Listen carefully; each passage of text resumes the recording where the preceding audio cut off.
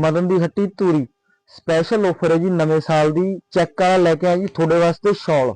ਪੂਰਾ ਵੱਡਾ ਸ਼ਾਲ ਆਣਾ ਜੀ ਗਰਮ। ਸਾਈਜ਼ ਦੇਖੋ ਜੀ ਪੂਰਾ ਆਣਾ ਜੀ ਵੱਡਾ। ਚੈੱਕ ਵਾਲਾ ਸ਼ਾਲ ਹੈ ਜੀ, ਪੂਰਾ ਰੇਜ਼ਿੰਗ ਵਾਲਾ ਗਰਮ ਮਾਲ ਆਣਾ ਜੀ। ਇਹ ਦੇਖੋ ਜੀ ਰੇਜ਼ਿੰਗ ਬਣੀ ਹੁੰਦੀ ਹੈ ਵਿੱਚ ਕੱਪੜੇ ਦੇ। ਮਾਰਕੀਟ ਦੇ ਵਿੱਚ ਪੀਸ ਵਿਕ ਰਿਹਾ ਜੀ 200 ਰੁਪਏ ਦੇ ਵਿੱਚ। 200 ਰੁਪਏ ਦਾ ਸ਼ਾਲ ਵਿਕ ਰਿਹਾ ਜੀ ਇੱਕ। ਪਰ ਆਪਾਂ ਦੇਣੀ ਆ ਤੁਹਾਨੂੰ ਨਵੇਂ ਸਾਲ ਦੀ ਸਪੈਸ਼ਲ ਆਫਰ। 200 ਦਾ ਮਾਰਕੀਟ 'ਚ ਮਿਲਣਾ ਜੀ ਤੁਹਾਨੂੰ, ਇੱਕ ਆਪਾਂ ਦੇਣਾ ਤੁਹਾਨੂੰ 200 ਰੁਪਏ ਦੇ 2।